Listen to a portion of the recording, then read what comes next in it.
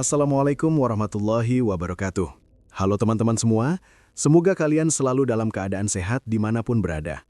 Terima kasih sudah mampir dan mau meluangkan waktu buat dengerin cerita ini. Cerita yang akan aku sampaikan bukan sekadar kisah biasa, tapi pengalaman horor tentang seorang perantau yang awalnya merasa diselamatkan oleh kebaikan seorang tetangga, sampai akhirnya ia sadar ada sesuatu yang tidak wajar sejak awal. Dengarkan baik-baik, karena kadang hal paling menenangkan justru datang dari sesuatu yang sudah tidak seharusnya ada di dunia ini.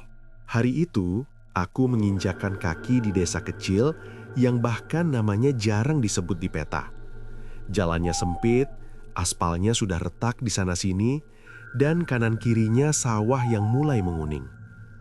Angin sore bertiup pelan, membawa aroma lumpur dan rumput basah. Langit mendung, tapi belum hujan. Udara terasa pengap, seperti ada sesuatu yang tertahan di dalamnya. Namaku Ardi, usia 23 tahun. Aku merantau dari kota demi pekerjaan yang gajinya tidak seberapa, tapi cukup buat makan dan bayar kos. Aku tidak punya banyak pilihan. Orang tuaku sudah lama meninggal, dan sejak itu aku terbiasa hidup sendirian. Kos yang kutemukan ada di ujung desa, rumah kayu tua milik seorang warga yang sekarang tinggal bersama anaknya di kota. Rumah itu sudah lama kosong, tapi masih layak ditempati. Atapnya dari seng yang sebagian sudah berkarat, dinding kayunya kusam, tapi kamarnya bersih. Saat pertama kali masuk, aku mencium bau kayu tua bercampur tanah lembab. Bau yang aneh, tapi entah kenapa terasa familiar, seperti bau rumah-rumah tua di kampung nenek dulu.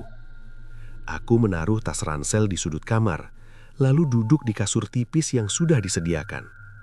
Saat itu perutku sudah keroncongan. Seharian di perjalanan cuma makan roti. Ya ampun, sepi banget tempatnya. Gumamku pelan sambil melirik keluar jendela. Dari jendela, terlihat kebun kecil penuh tanaman singkong dan pisang. Di sebelah kanan, ada rumah kayu lain yang terlihat lebih tua. Catnya sudah mengelupas, jendelanya tertutup rapat. Sore itu aku membereskan sedikit kamarku, menyapu lantai, lap meja, lalu duduk lagi di kasur. Suara jangkrik mulai terdengar, pelan tapi makin lama makin ramai. Aku keluar kamar untuk cari warung. Di desa ini, warung kecil biasanya buka sampai maghrib. Saat aku melangkah keluar, pintu rumah sebelah tiba-tiba terbuka pelan. Dari dalam muncul seorang ibu tua, rambutnya putih bersih, disanggul rapi. Kulit wajahnya keriput, tapi matanya teduh. Tangannya memegang keranjang anyaman bambu. "Nak, kamu yang baru ngekos di sini ya?" Tanyanya dengan suara pelan tapi jelas. Aku terkejut sebentar, lalu mengangguk sopan. "Iya Bu, baru datang hari ini." Ibu itu senyum, senyum yang hangat, seperti senyum ibu sendiri. "Kamu pasti capek. Sudah makan?" Aku jujur saja. "Belum Bu, mau cari warung dulu." Ibu itu menggeleng pelan. "Ah, gak usah jauh-jauh. Ibu kebetulan habis masak. Makan di rumah ibu saja." Aku ragu, baru kenal langsung diajak makan. Tapi perutku sudah tidak bisa diajak kompromi. "Kalau ibu gak keberatan?" Ibu itu tertawa kecil. "Keberatan apa? Anak rantau itu harus dijaga." Aku ikut masuk ke rumahnya. Di dalam suasananya redup. Lampu bohlam kecil menggantung di tengah ruangan. Rumahnya sederhana, tapi bersih. Di meja kayu sudah ada sepiring nasi hangat, sayur bening, dan ikan goreng. "Makan dulu Nak, jangan sungkan," katanya sambil meletakkan piring di depanku. Aku duduk dan mulai makan. Rasanya enak, sederhana, tapi hangat. Entah kenapa makanannya terasa seperti masakan rumah. "Ibu tinggal sendiri?" tanyaku sambil mengunyah. Ibu itu mengangguk pelan. "Iya, sudah lama." Ada nada sepi di suaranya. Aku tidak bertanya lebih jauh. Aku tahu rasanya tinggal sendiri. Selesai makan, aku mengucapkan terima kasih berkali-kali. "Terima kasih banyak ya Bu, saya jadi nggak kelaparan." Ibu itu tersenyum lagi. Kalau besok kamu lapar, bilang saja, rumah ibu sebelah sini. Aku mengangguk. Iya bu, terima kasih. Malam pertama di kos, aku tidur dengan perut kenyang. Tapi entah kenapa, sebelum terlelap, aku merasa seperti ada yang berdiri di luar kamarku. Aku mendengar suara langkah pelan di tanah, lalu berhenti tepat di depan pintu. Aku menahan nafas. Mungkin cuma kucing, kataku dalam hati. Tapi suara langkah itu berat, seperti langkah manusia. Aku memejamkan mata, mencoba tidur. Di sela-sela kesadaranku yang mulai menghilang, aku mendengar suara pelan, sangat pelan, seperti bisikan. Nak, aku terbangun dengan jantung berdebar. Kupandangi pintu kamar. Tidak ada siapa-siapa. Aku mengusap wajah, merasa bodoh karena ketakutan sendiri. Mungkin aku capek, gumamku. Aku kembali tidur, tidak tahu bahwa malam itu adalah awal dari sesuatu yang tidak seharusnya aku temui di dunia orang hidup. Pagi itu aku terbangun oleh suara ayam jantan berkokok bersaut-sahutan. Cahaya matahari masuk dari sela-sela jendela kayu yang tidak rapat. Kepalaku masih terasa berat, sisa lelah perjalanan kemarin. Tapi perutku langsung keroncongan begitu bangun. Aku duduk di tepi kasur, menatap ruangan kecil yang sekarang jadi tempat tinggalku. Hening, hanya suara angin yang menggesek daun pisang di luar. Baru hari kedua, rasanya udah kayak seminggu di sini. Gumamku sambil mengusap wajah. Aku keluar kamar. Udara pagi di desa itu dingin dan segar. Embun masih menempel di rumput. Dari kejauhan terdengar suara ibu-ibu ngobrol sambil menyapu halaman. Baru beberapa langkah aku melangkah keluar, pintu rumah sebelah terbuka lagi. Ibu tua itu muncul dengan senyum yang sama seperti kemarin. Di tangannya ada piring berisi nasi dan telur dadar. Nak, sarapan dulu, katanya lembut. Aku agak terkejut. Wah, ibu repot-repot lagi. Ibu itu menggeleng pelan. Tidak repot, ibu masak buat diri sendiri, sekalian buat kamu. Aku menerima piring itu. Uap hangat naik dari nasi. Terima kasih bu, saya jadi nggak perlu cari warung. Kami duduk di bangku kayu di teras rumahnya. Pagi itu sunyi, hanya suara burung dan ayam. Kamu kerja di mana nak? Tanya ibu itu. Di bengkel kecil dekat pasar kota bu, baru diterima kemarin. Ibu itu mengangguk. Kerja yang rajin, orang merantau itu hidupnya berat. Tapi kalau sabar, nanti ada jalannya. Kata-katanya sederhana, tapi terasa dalam, seperti nasihat orang tua pada anaknya. Selesai makan, aku pamit berangkat kerja. Bu, nanti saya pulang agak sore. Ibu itu tersenyum. Iya, hati-hati di jalan. Aku berjalan menyusuri jalan desa. Beberapa warga melirikku. Tatapannya biasa saja, tapi ada juga yang terlihat heran. Di bengkel, pikiranku sering melayang ke ibu tetangga kos itu. Entah kenapa, rasanya seperti sudah kenal lama. Sore hari, aku pulang dengan badan capek. Langit mulai menggelap. Aku melewati beberapa warga yang duduk di pos ronda. Sore pak, sapaku. Beberapa dari mereka membalas dengan anggukan. Salah satu bapak menatapku agak lama. Kamu yang ngekos di rumah Pak Lurah ya? Tanyanya. Iya pak. Bapak itu mengangguk pelan. Hati-hati kalau malam. Di sini kalau sudah gelap, sepi. Aku tersenyum kecil. Iya mbak, terima kasih. Aku melanjutkan jalan. Sesampainya di kos, aku melihat pintu rumah ibu tua itu tertutup rapat. Lampunya mati. Mungkin beliau capek, pikirku. Aku masuk kamar, mandi, lalu rebahan. Perutku belum lapar. Masih kenyang sisa sarapan dan makan siang di bengkel. Malam makin sunyi. Jangkrik bersuara lebih ramai dari malam kemarin.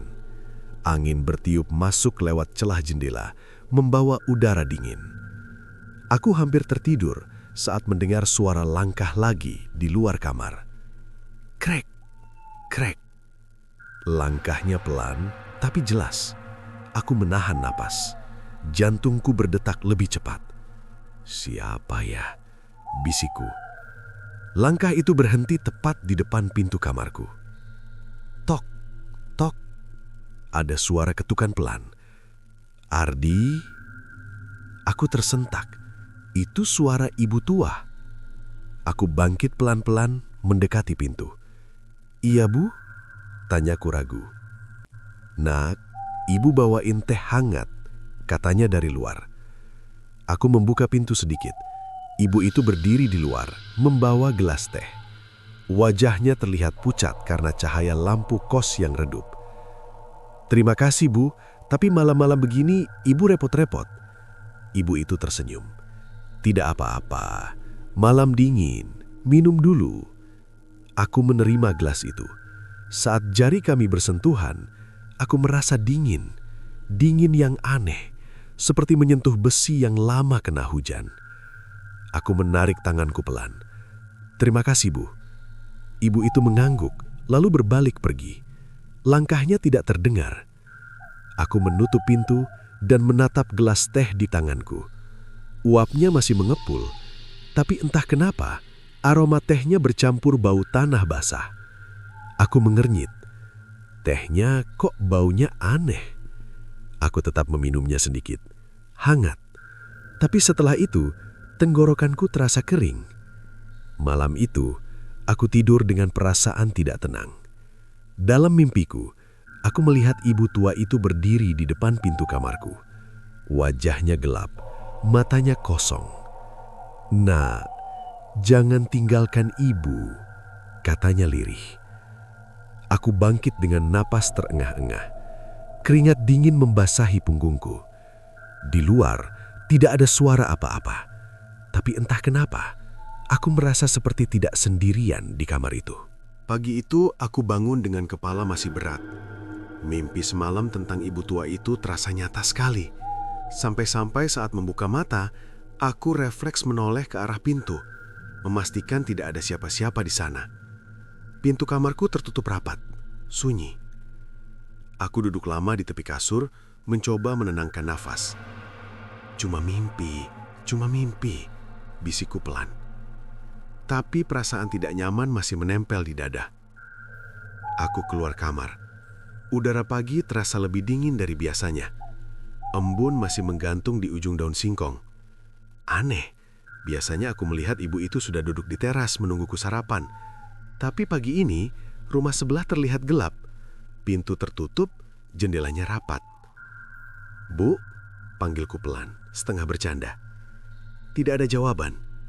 Aku menghela nafas. Mungkin ibu kesiangan, gumamku. Aku berangkat kerja tanpa sarapan. Di jalan beberapa warga yang kutemui menatapku seperti ingin bicara, tapi ragu. Tatapan mereka aneh, seperti melihat orang yang sedang membawa sesuatu yang tidak kelihatan. Di bengkel aku susah fokus. Tangan kerjaku melambat. Temanku Dimas memperhatikanku. Di, kamu kenapa? Dari tadi bengong, katanya. Aku tersenyum tipis. Kurang tidur, Mas. Dimas mengangguk. Desa tempat kosmu itu sepi ya? Kalau aku sih ngeri tinggal di tempat kayak gitu. Aku terdiam sejenak. Awalnya sih biasa aja, malah tetanggaku baik. Baik? Iya, ibu-ibu tua sering ngasih aku makan. Dimas menatapku agak lama. Serius? Kok kayak jarang ada orang tua tinggal sendirian di desa sekarang? Aku tertawa kecil, mencoba menepis perasaan aneh. Sore hari aku keluar lebih cepat. Langit sudah mulai mendung. Angin bertiup kencang, membuat daun-daun pisang di kebun depan kos berisik saling bergesekan. Saat sampai di depan kos, aku berhenti. Rumah ibu tua itu terlihat berbeda, lebih kusam, seperti sudah lama tidak dibuka. Pintu kayunya tampak rapuh, catnya terkelupas. Loh, kemarin masih kelihatan normal, gumamku. Aku mendekat. Kutarik napas dalam-dalam, lalu mengetuk pintunya. Tok, tok. Bu, aku mengetuk lagi, lebih keras. Bu, ini Ardi. Tetap tidak ada suara. Perasaanku makin tidak enak. Aku memutuskan bertanya ke tetangga depan kos, seorang bapak parubaya yang sedang menyapu halaman. Pak, mau tanya. Ibu yang tinggal di rumah sebelah itu biasanya jam segini ada di rumah ya? Bapak itu berhenti menyapu. Ia menatapku lama. Wajahnya tampak bingung. Rumah sebelah? Iya pak, yang rumah kayu tua itu. Ibu-ibu rambut putih. Bapak itu mengerutkan dahi. Nah, di rumah itu nggak ada orang. Aku tersenyum kaku. Mungkin bapak salah lihat.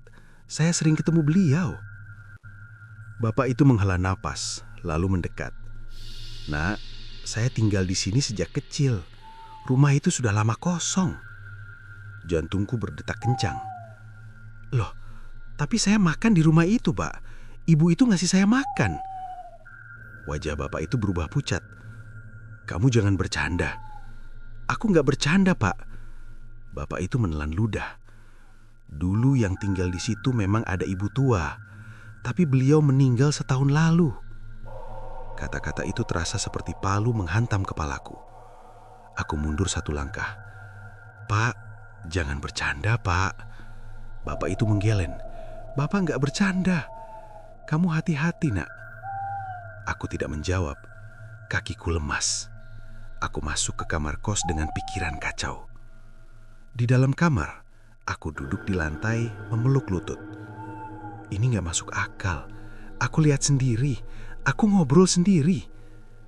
Aku teringat sentuhan dingin di tanganku saat menerima teh semalam. Jangan-jangan aku menggeleng kuat-kuat, menolak pikiran itu. Malam itu aku tidak menyalakan lampu. Aku duduk di kasur memandangi pintu. Jantungku terus berdebar. Sekitar tengah malam, terdengar suara pintu kayu rumah sebelah berderit pelan. Krit. Aku menahan napas. Langkah kaki terdengar di luar. Pelan. Berhenti tepat di depan pintu kamarku. Ardi. Suara itu memanggil namaku lagi. Tanganku gemetar. Ibu. Tidak ada jawaban. Hanya suara napas pelan di balik pintu. Aku menutup telinga, memejamkan mata, berdoa dalam hati. Saat aku membuka mata, suara itu sudah tidak ada, tapi bau tanah basah memenuhi kamarku. Pagi itu aku bangun dengan badan terasa berat, seperti tidak tidur semalaman. Padahal aku ingat betul, semalam akhirnya tertidur karena lelah menangis dan berdoa. Bau tanah basah yang semalam memenuhi kamar masih terasa samar di hidungku. Aku duduk di kasur, menatap pintu yang tertutup rapat, memastikan tidak ada siapa-siapa di baliknya. Tenang, semua masih aman, kataku pelan pada diri sendiri. Aku keluar kamar. Udara pagi terasa aneh, dinginnya menusuk tulang. Biasanya pagi di desa ini segar dan menenangkan, tapi hari ini terasa muram. Langit kelabu, awan menggantung rendah. Rumah sebelah kos tampak makin tua. Kayunya lebih kusam dari kemarin, seperti rumah yang ditinggal puluhan tahun. Aku berdiri lama menatap rumah itu. Kalau memang kosong, kenapa aku bisa masuk? Bisikku. Bayangan ibu tua itu terlintas di kepalaku. Senyumnya yang hangat, caranya bicara lembut, nasihatnya tentang hidup di perantauan. Semua terasa nyata. Aku berangkat kerja dengan pikiran kacau. Di jalan, beberapa warga berbisik-bisik saat aku lewat. Aku tidak dengar jelas apa yang mereka bicarakan, tapi tatapan mereka membuatku tidak nyaman. Di bengkel, aku bekerja sambil melamun. Tanganku beberapa kali salah pasang baut. Dimas kembali menegur. Di, kamu beneran gak apa-apa? Dari kemarin kelihatan pucat. Aku ragu untuk cerita, tapi akhirnya bicara juga. Mas, kalau kamu lihat orang yang ternyata sudah meninggal, kamu bakal gimana? Dimas tertawa kecil mengira aku bercanda. Ya, aku lari, Di. Ngapain nunggu? Aku menatapnya serius. Aku nggak bercanda. Wajah Dimas berubah. Maksud kamu? Aku menelan ludah. Aku tinggal di kos dekat rumah kosong, tapi aku sering dikasih makan ibu tua di rumah itu. Ternyata, katanya ibu itu sudah meninggal setahun lalu. Dimas terdiam. Di, kamu yakin itu bukan orang lain? Aku yakin wajahnya sama persis dengan foto lama yang aku lihat di rumah itu. Dimas mengusap tengkuk. Kalau gitu, mending kamu pindah kos. Aku mengangguk lemah. Iya, aku juga kepikiran gitu. Sore hari hujan turun deras. Aku menunggu hujan agak reda baru pulang. Saat sampai di depan kos, hari sudah gelap. Lampu-lampu rumah warga mulai menyala, tapi rumah sebelah kos tetap gelap. Aku masuk kamar dengan cepat. Hujan makin deras, suara rintiknya seperti ribuan jari mengetuk atap seng.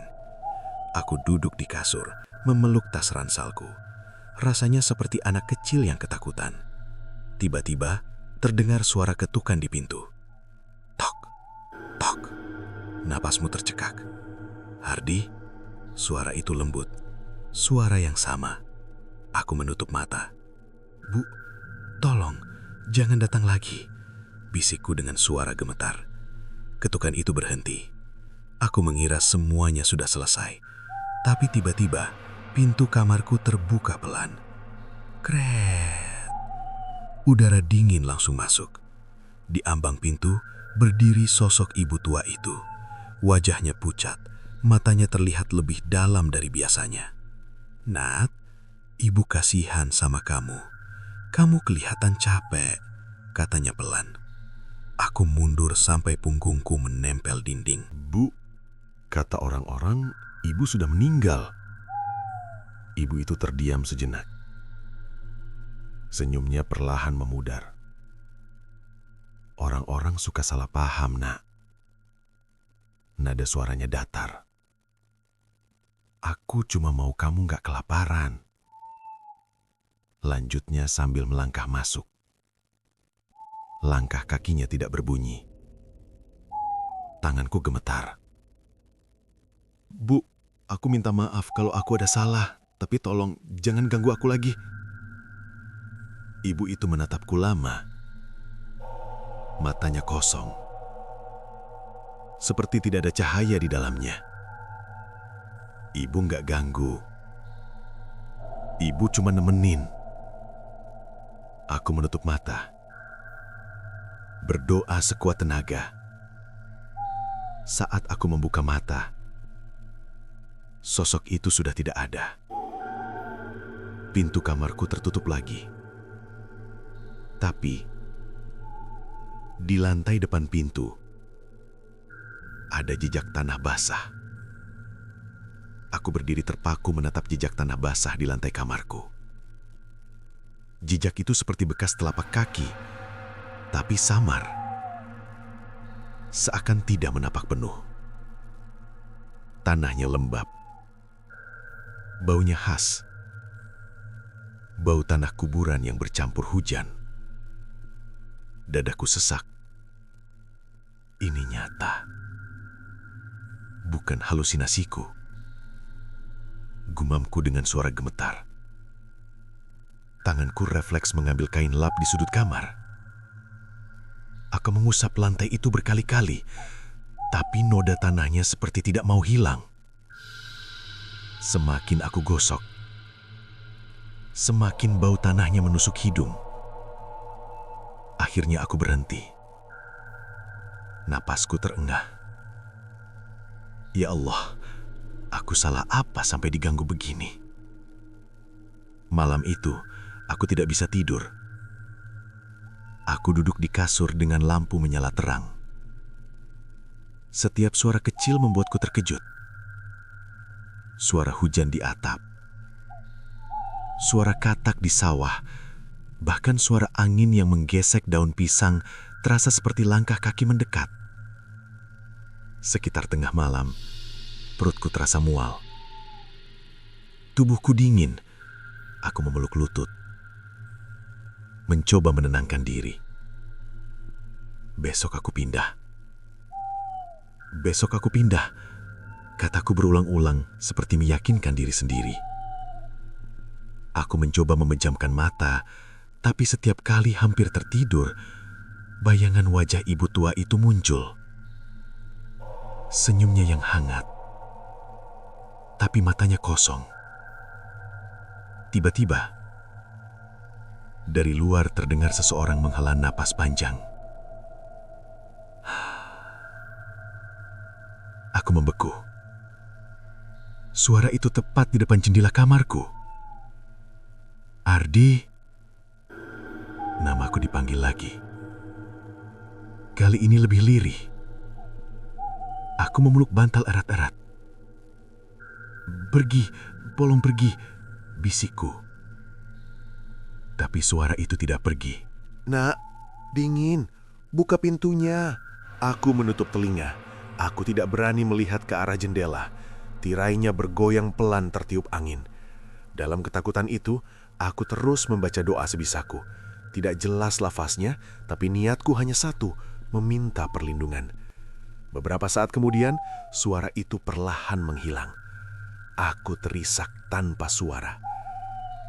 Pagi datang terasa seperti anugerah. Cahaya matahari masuk, mengusir bayangan malam. Tapi rasa takut belum pergi. Aku bangun dengan tubuh lemas, jejak tanah basah di lantai masih ada meski sudah mengering.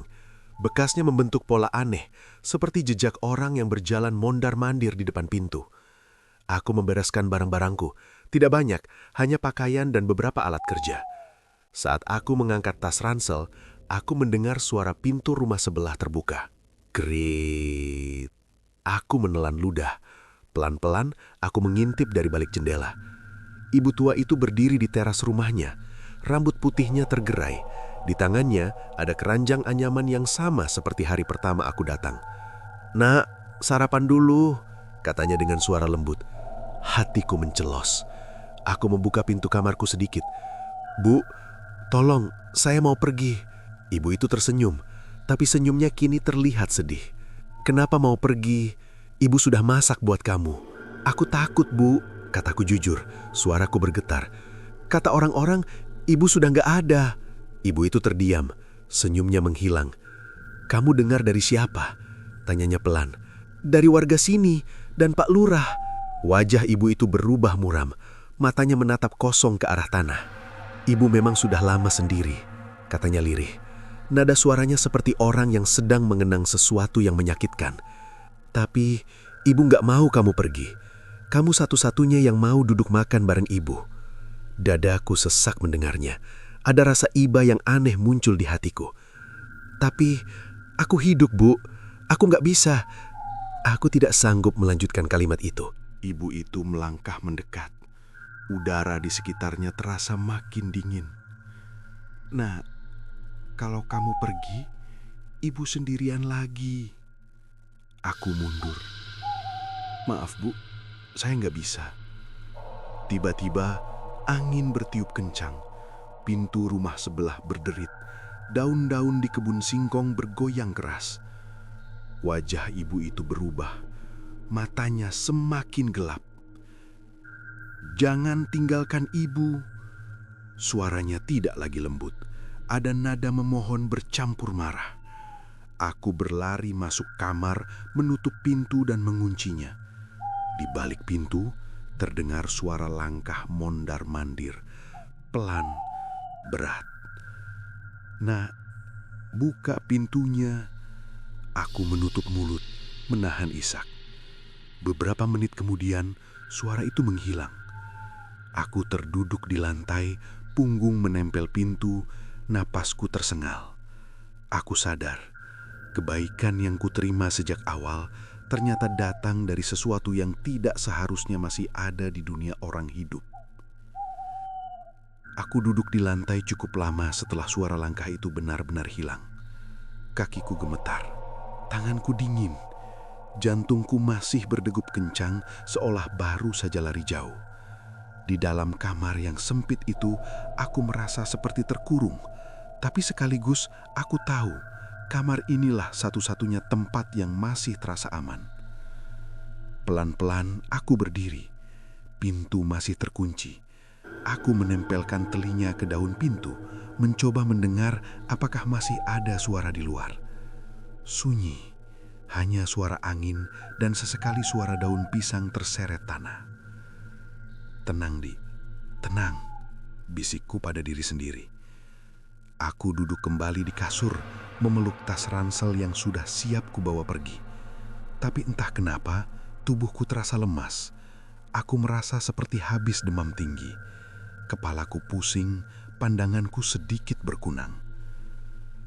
Mungkin karena kurang tidur, mungkin juga karena ketakutan yang terus menekan pikiranku sejak beberapa hari terakhir. Aku mencoba minum air putih, tapi tenggorokanku terasa kering. Bau tanah basah itu masih samar tercium di udara kamar.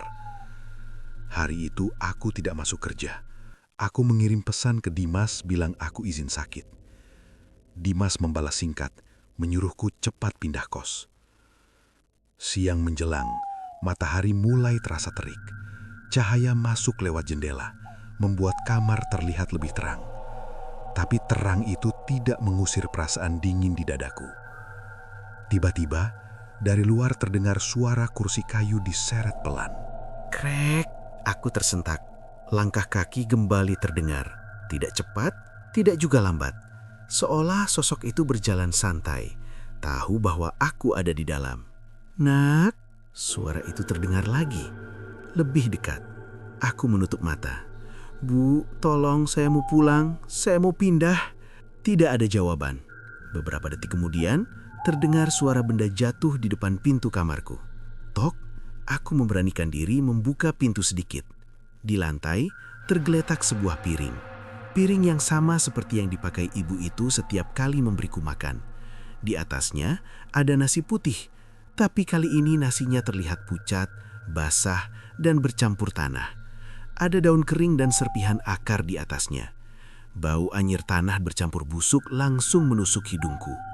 Aku menutup pintu dengan cepat. Enggak, aku enggak mau. Tanganku gemetar hebat. Aku terduduk di lantai lagi. Punggungku menempel pintu.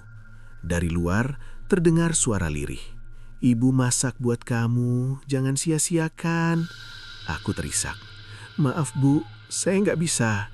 Suara itu berubah parau. Kamu nggak mau lagi makan bareng ibu. Nada suaranya terdengar seperti orang tua yang tersakiti. Perasaanku campur aduk. Takut, iba, bersalah. Tapi aku tahu kalau aku membuka pintu dan menerima apapun lagi darinya, aku tidak tahu apa yang akan terjadi padaku. Aku terus berdoa dalam hati. Beberapa menit kemudian, suara itu menghilang. Bau tanah busuk masih tertinggal di depan pintu. Sore harinya, aku memberanikan diri membuka pintu. Piring itu sudah tidak ada. Hanya ada noda tanah basah di lantai teras. Aku cepat-cepat mengemasi sisa barang. Saat aku keluar kamar, udara di luar terasa dingin meski matahari masih ada. Rumah sebelah tampak lebih rusak dari sebelumnya. Kayunya retak-retak, atap sengnya berlubang di beberapa bagian. Seolah waktu di rumah itu berjalan lebih cepat. Aku melangkah cepat menuju jalan desa, berniat pergi ke rumah Pak Lurah untuk minta tolong dicarikan kos lain. Baru beberapa langkah, suara itu terdengar lagi dari belakangku. Nak, aku berhenti. Tubuhku kaku. Pelan-pelan aku menoleh. Ibu tua itu berdiri di depan rumahnya. Wajahnya tidak lagi terlihat hangat. Kulitnya pucat kebiruan. Matanya kosong. Rambut putihnya terurai menutupi sebagian wajah. "Kamu mau kemana?" tanyanya datar. Aku menelan ludah. "Saya mau pindah kos, Bu." Ibu itu tersenyum tipis. "Di sini saja. Ibu temani." Aku menggeleng. "Maaf Bu, saya harus pergi." Wajahnya berubah. Senyum tipis itu menghilang. "Kamu janji mau makan di rumah ibu." Suaranya terdengar lebih berat. Aku teringat hari pertama aku datang saat aku mengangguk menerima tawarannya. Aku minta maaf Bu." Angin bertiup kencang. Daun-daun singkong bergoyang liar. Udara terasa makin dingin. Ibu itu melangkah mendekat. Kali ini aku melihat jelas, kakinya tidak menyentuh tanah. "Jangan tinggalkan ibu." Suaranya seperti datang dari jauh, tapi terasa dekat di telingaku. Aku mundur beberapa langkah, lalu berlari sekuat tenaga ke arah jalan desa tanpa menoleh lagi. Aku berlari tanpa menoleh, nafasku terengah-engah, kakiku terasa berat seperti ditarik dari belakang. Jalan desa yang biasanya pendek terasa panjang sekali. Angin sore menerpa wajahku, membawa bau tanah basah yang sama seperti bau di depan pintu kamarku. Bau itu seolah mengikuti langkahku. Pergi, pergi, gumamku sambil terus berlari. Beberapa warga menoleh heran melihatku berlari terbirit-birit. Aku tidak peduli, yang ada di pikiranku cuma satu, menjauh dari rumah itu sejauh mungkin. Aku berhenti di depan rumah Pak Lurah. Dadaku naik turun, nafasku tersengal-sengal. Tanganku gemetar saat mengetuk pintu. Tok, tok, Pak Lurah, suaraku parau. Pintu terbuka. Pak Lurah menatapku kaget. Ardi, kamu kenapa? Mukamu pucat sekali. Aku masuk tanpa menunggu dipersilahkan. Kakiku terasa lemas. Pak, tolong, saya nggak bisa tinggal di kos itu lagi. Pak Lurah mempersilahkanku duduk. Istrinya membawakan segelas air putih. Ceritakan pelan-pelan, kata Pak Lurah. Dengan suara gemetar, aku menceritakan semuanya. Tentang ibu tua yang memberiku makan, tentang rumah kosong, tentang jejak tanah basah, tentang suara yang memanggil namaku, tentang piring berisi nasi bercampur tanah. Wajah Pak Lurah semakin tegang. Istrinya menutup mulut, menahan kaget. Itu benar-benar ibu yang dulu tinggal di rumah itu, kata Pak Lurah pelang. Namanya Bu Sari. Dulu beliau tinggal sendiri setelah anaknya merantau dan tidak pernah pulang. Meninggal di rumah itu. Katanya, sampai akhir hayatnya beliau sering masak buat anaknya, berharap suatu hari anaknya pulang. Hatiku terasa nyeri mendengarnya. Bu Sari meninggal sendirian, tanyaku lirih.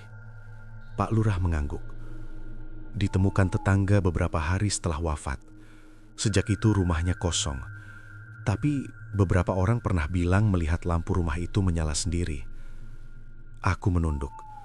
Teringat wajah ibu tua itu saat memintaku tidak pergi. Pak Lurah menepuk bahuku. Kamu ikut saya sekarang. Kita kunci rumah kos itu, kamu pindah sementara ke rumah saudara saya di ujung desa. Aku mengangguk cepat. Iya Pak, tolong, saya takut. Kami berjalan kembali ke kosan. Aku diapit Pak Lurah dan beberapa warga yang ikut. Langit sudah gelap, hanya diterangi lampu-lampu rumah warga. Saat kami sampai di depan kos, rumah sebelah tampak gelap gulita. Tidak ada tanda-tanda ibu tua itu. Masuk sebentar, ambil barangmu, kata Pak Lurah. Aku masuk dengan hati-hati. Rumah terasa lebih dingin dari biasanya. Aku mengambil tas ranselku. Saat hendak keluar, aku menoleh tanpa sadar ke arah rumah sebelah. Di balik jendela papan yang retak, aku melihat bayangan berdiri. Bayangan seorang ibu tua. Aku membeku. Pak Lurah menoleh. Kenapa? Aku menunjuk ke arah jendela rumah sebelah. Itu. Saat Pak Lurah menoleh, bayangan itu sudah tidak ada. Kamu sudah terlalu lelah, Dih, kata Pak Lurah menenangkan. Kami pergi dari sana. Aku tidak menoleh lagi. Malam itu aku tidur di rumah saudara Pak Lurah. Rumahnya ramai, ada anak-anak, ada suara televisi. Tapi meski ramai, aku tidak bisa